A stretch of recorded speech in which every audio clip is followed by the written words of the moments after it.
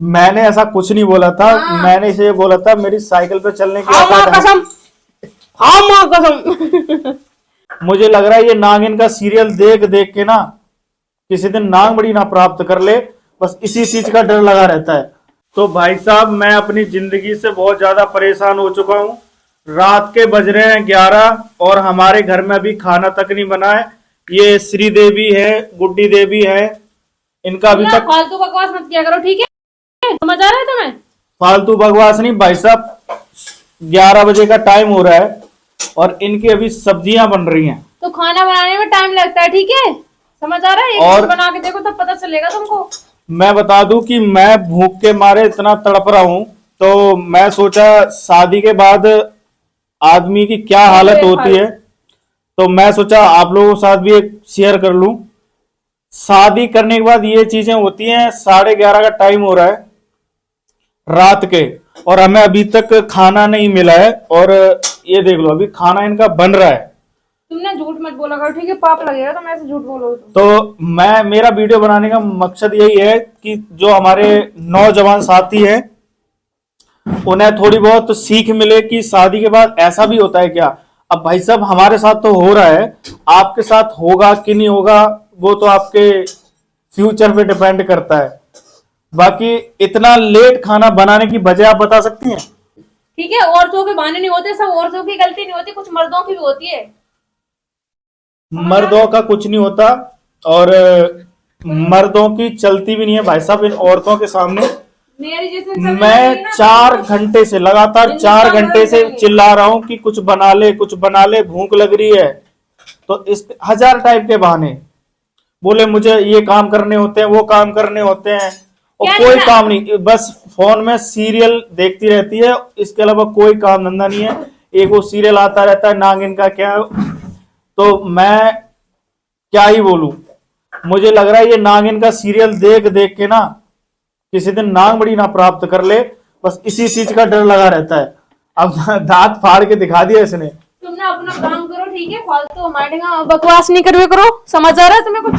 ठीक है? तो भाई साहब, मैं तो इस चीज से बड़ा परेशान हूं। तो मेरा फिर से यही कहना है, ये क्या है मेरे हाथ में? ये सा, मिर्ची है। शादी अगर करना है तो पहले शादी से पहले डिसाइड कर लो कि ये चीजें लाइफ में नहीं होनी चाहिए, इन चीजों पे भाई सुधार होना शादी से चाहिए। पहले तो डिसाइड मैंने ये भी किया था कि तुमको हम हवाई जहाज में उड़ाएंगे, अमेरिका घुमाएंगे। अमेरिका अमेरिका नहीं, किचन में घूम रहा है, वॉशरूम में घूम रहा है, और बच्चन की टट्टी में घूम रहा है। मैंने ऐसा कुछ नहीं बोला था। हाँ। मैंने इसे बोला था मेरी साइकिल पे चलने की हाँ माँ औकात है। कसम, हाँ माँ कसम। तुमने ये नहीं बोला खाओ माँ कसम? क्या क्या मैंने नहीं बोला था? तुमने ये नहीं बोला था कि तुमको हम वहां ले जाएंगे अमेरिका घुमाने के लिए, हवाई जहाज में बैठा के? खाओ माँ कसम नहीं कहा है तुमने। माँ कसम मैंने नहीं कहा कि मैं अमेरिका ओ में जाऊंगा। तेरे की किसने झूठी, क्योंकि अब रहने दो, कुछ नहीं, शर्म तो है। हमारे साथ अत्याचार हो रहा है, और किसी भाई के अत्याचार तो साथ। हमारे साथ हो रहा है। देखो जिंदगी में हमारी ये लिखी दी थी, ये तो लिख देते हैं भगवान जी, ये जना वो तो कोई जी बेलना चाहिए, जितनी बेटा चाहिए बजा बेटा।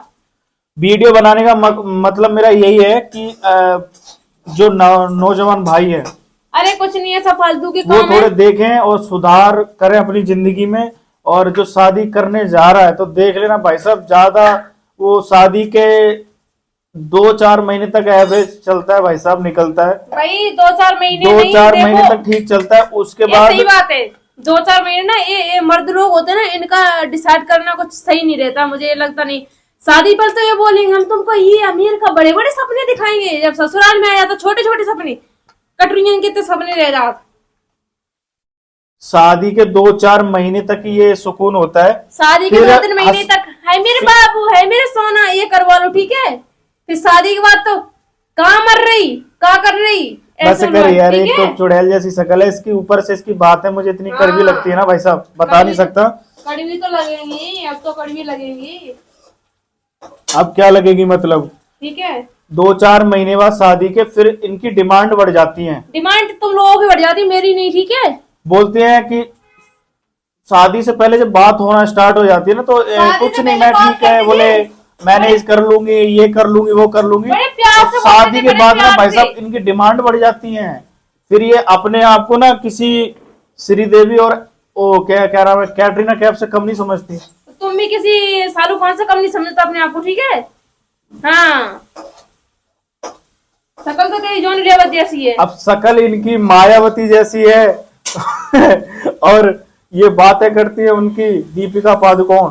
चलो काम करो, ठीक है? तो ये शक्ल मैं होगी अपनी और वाणी को यहीं विराम देता हूँ। बाकी जो समझदार लोग हैं समझ जाना कि शादी के बाद देख लेना अपने हिसाब से। शादी के बाद भाई जिंदगी किसी की अच्छी है, लेकिन मेरी सच में बहुत खराब, मैं सच बोल रही हूँ। क्योंकि मेरा आदमी ने मेरी जिंदगी खराब करती, हवाई जहाज के सपने दिखाए के साइकिल पे उन्हें बिठा रही। ये तो वही बात हो गई, अब रहने दो, मुझे ही बदनाम किया जा रहा है। बाकी समझदार हो आप लोग, समझते रहना। ये वीडियो शायद है थोड़ा बहुत तो आपकी आंखें खोल देगी भाइयों की, और जो वो देखेंगी ना लड़कियां, वो तो मेरी बातों में लड़कियां सहमत करेंगी नहीं, मुझे पता है। जो देखेंगी ना वो समझती है कि शादी वक्त कैसी हालत हो है, जिसकी हो गई हुई ना वो समझे कि शादी वक्त कैसा होता है, कैसा फ्यूचर होता है, जिंदगी एक झंड हो जाती है, समझ लो तुम। भाई साहब अब मैं कुछ ज्यादा नहीं बोलूंगा, इसकी जबान से ही पता चल रहा होगा कि मेरी क्या हालत हो रही होगी। भाई बोलने तक का मौका नहीं दिया जा रहा है मुझे। भाई बातों पे मत जाइए, भावनाओं को समझिए। हमारी भावना क्या कहना चाहती है आप लोगों से, कुछ समझो, कुछ समझो। शादी मत करो, सब लड़ुआ रहो, लड़कियों अपने बल पे खड़ी हो सब। लड़कियों रड़ुआ रहो। चलिए ठीक है, बाकी लोग जो हमारे भाई लोग हैं वो समझ गए हैं, ठीक है कि सिचुएशन क्या है।